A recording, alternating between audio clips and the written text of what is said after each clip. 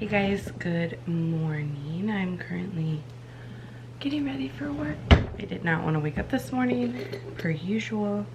Went to bed fairly easy last night. I mean, kinda. I have a lot going on this week, and I'm leaving next weekend, which I have mixed emotions about because I'm so excited to see Tara, my other BFF, but I'm really sad to be leaving Andres and the girls, so you know, mixed emotions, and that's totally okay.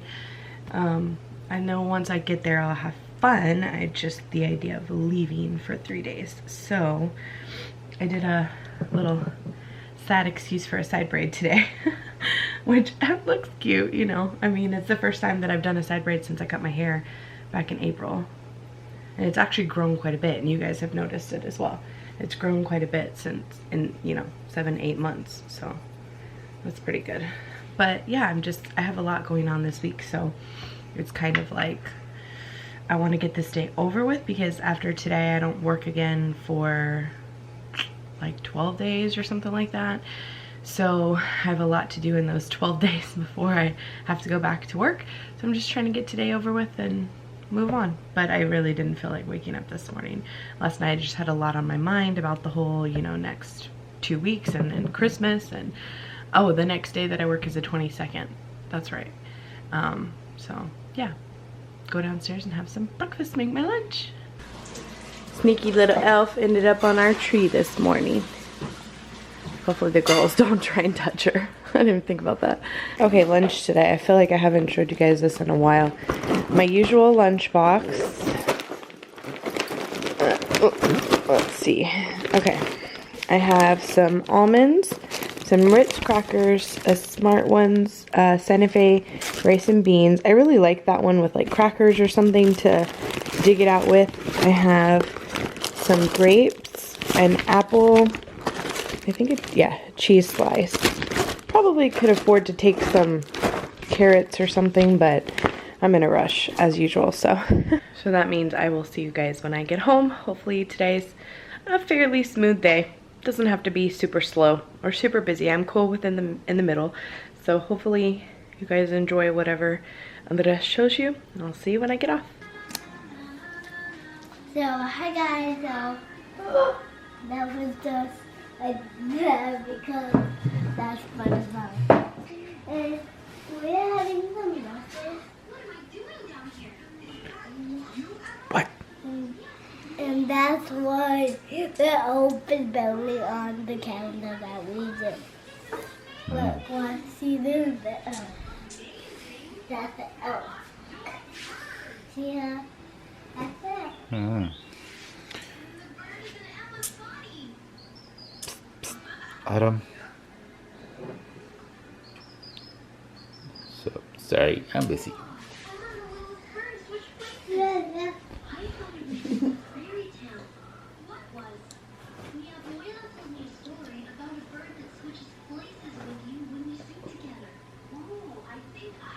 Yeah, mine. Good morning, guys. So we are having breakfast. I was watching TV in my room. It was Mickey's Once Upon a Christmas. So we're having pancakes with eggs and ketchup, and we're and I'm having my medicine tea. And I am, and for a drink that I'm drinking is milk. So this is our breakfast. Hola, moms. Hey, what are you doing? You eating broccoli? Mm.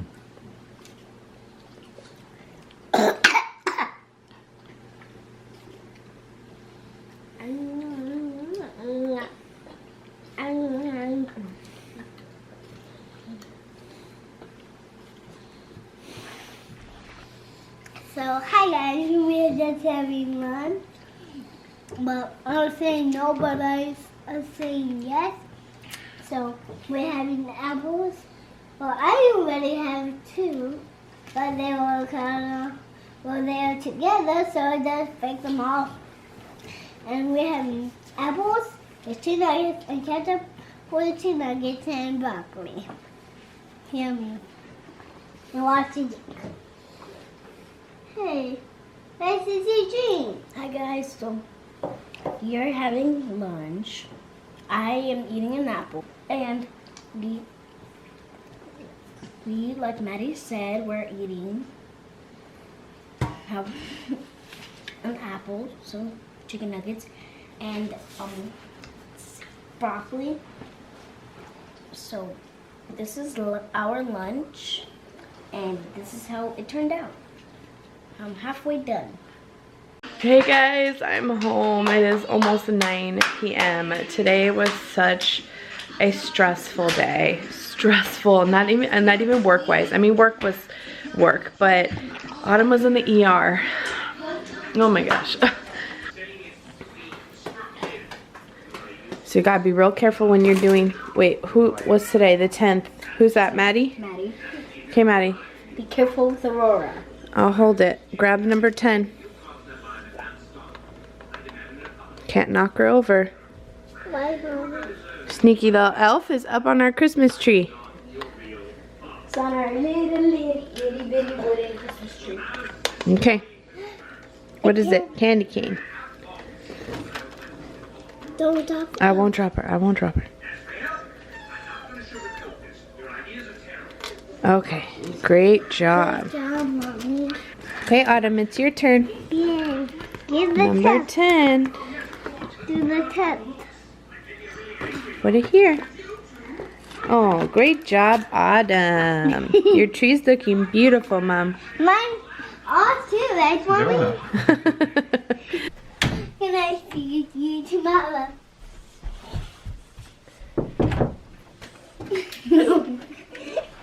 What are you doing? Can I see you tomorrow? I'm teaching them, or okay, I'm not teaching them. I gave them envelopes from my stash so they could put their letters to Santa in them. Yeah. And both of them have eyes in their names, so I showed them how to make a heart over And their I made eyes. I made a heart. Over the eye. Yay. Even though we just said goodnight, see you tomorrow. Yeah. Try to make blinds. They look really good. What are you making, Sissy? A present. Oh. Starting with the first name. Oh, I want to make a present. I need black, please. Do you have another black? This is blue. Oh. Oh, that's dark blue? Yes. Oh, that's a dark. Okay. Okay, let me continue my story because I know it just kind of cut off abruptly, and I apologize for that. But the girls really needed to get to bed. So today was it was a long, hard day at work. It was busy. I had a little bit more of a complicated patient. Just a little more hands-on, a little more touch and go type of thing. So I was already kind of having a rough day at work. Then I didn't get to take a break until late in the day. I think I went on break at like 4:45, and when I went on break, I checked my phone, and the nurse had texted me saying Autumn wasn't breathing very well. Let me actually go back and see what all exactly he wrote. He said, baby, it almost looks like Autumn is having trouble breathing. And that was at 4:29 p.m. So I think I called him. I just happened to go on break right after that, and I called him at 4:49. So 20 minutes later, and he was like, she's really seems like she's having trouble breathing. I was like, oh my gosh, you're kidding me. Oh, I said, okay, put her up to the phone. Sure enough, her airway was restricted. I mean, I could hear it over the phone. So I was like, you're gonna have to take her to the ER. Well, you guys know my mom has shingles, and she couldn't come watch the girls, so Nin came over to watch the girls after she had already visited with them a little bit earlier. She came back over immediately, and he rushed her to the hospital. And the children's ER that we've been to before with Maddie, I don't think we've ever had to take Emmy there. I've only had to take Emmy to urgent care one time, when she was smaller. She didn't have breathing issues like Maddie has had bad breathing issues since she was pretty much Autumn's age. So as soon as I found out that Autumn was doing the same thing, I'm like, great, we're gonna go through the same types of things that we went through with Maddie. Apparently they inherited some sort of respiratory issues from probably my side, because my mom and my brother have really bad asthma. But anyway, he took her to the hospital that I work at, the children's ER, and he checked her in and everything, and I had somebody watch my charge nurse watch my patient, and I ran down to the children's ER really quick, and I checked up on her, and she just was really bad constriction in her airway, and she just was struggling to breathe. And so they immediately gave her some Decadron, which is a steroid, to open up the airway. And they gave her breathing treatments, and they kept her on observation. She did really well considering the fact that she's 15 months, and they made her sit there, and she was tired and hungry and wanting to walk, and so she did pretty good. But anyway, I had to go back to work. I mean, I was still working. I still had a patient. So Andres was like, I'll be fine. Just, you know, leave me here and come back when you get off. So that's what I did. He had to stay there with her till 8 p.m.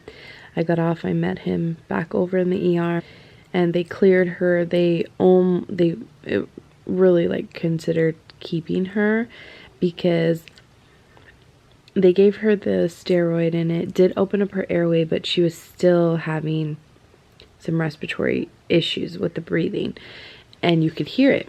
You could hear her, that seal-like barking cough, because she was diagnosed with croup.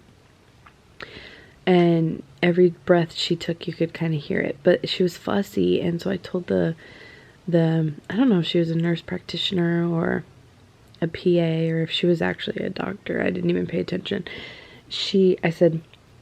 I was like, she's fine resting. I really don't want to get admitted. I was exhausted, and of course I would do whatever I had to do, but just the thought of your baby spending the night in the hospital, like, that's awful. So I was like, I really don't want to get admitted. I said, I promise, like, obviously I'll watch her. I have my stethoscope. I'm capable. She was like, okay, well, she sounds fine when she's resting, so if she starts to get to the point where she doesn't sound fine when she's resting, or she's not, crying, and you can hear her, you need to bring her back. And I'm like, I know I will. We've been through this with Maddie, unfortunately. So it's pretty much, she just has croup, which gives them that. If you've never heard, or your child never had croup, is very distinct. It's a very high-pitched seal. They describe it as like a seal barking, that kind of cough. It's not just the cough for them, for Maddie and for Autumn, because they have some sort of other respiratory issues going on. Both of them have that airway constriction, and they have a really hard time breathing when they have that. So we had to do this several times with Maddie. Luckily, as she's gotten older, she takes a nebulizer more frequently, and it helps, and we move on. We don't always have to rush her to the emergency room or anything. But with Autumn, she'd never had this. This was the first time, and I didn't want to just take it upon myself to do what we would do for Maddie, So anyway, it was a stressful night. Finally got to leave, come home. Luckily, my aunt was able to be here, but I felt bad for her because she has work tomorrow, and luckily Autumn's doing a lot better. It's only when she goes to like say something, or she goes to cry or cough, you can really hear it. But other than that, she's doing a lot better. She was able to get down fluids and a snack. We put the humidifier on her, and she went right to sleep. So I'm hoping she has an easy night with the steroids on board, and that she just keeps getting better throughout the week. But it was awful, like, having to see, first off, my husband, Andres, he panics in situations like that, and it's very awful for me to have to watch him go through it and not be able to be there. Like, it just stinks. I remember I was working night shift one time with Maddie. Maddie was a baby. Actually, when I looked at that picture, he has had to take her to the ER, and I was at work in the middle. I can hear him snoring. In the middle of the night, he had to take her because she stopped breathing like that. And so, I don't know. It just made it really tough, but we got through it just like we do everything else. Let's see, Maddie was actually 2 months older than Autumn is right now. So she was 17 months the very first time we had to take her to the hospital.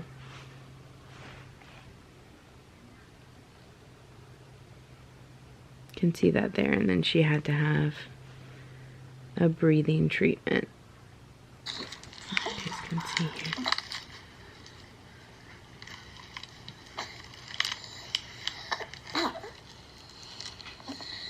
What are you eating? I don't know, this thing something, it's plastic or something. What No. fine. Oh, you pretend, you pretend, you pretend.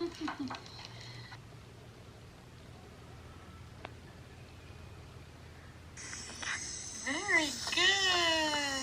Look at it clearly says in the background, no recording devices. She's all like, I'm gonna get better faster.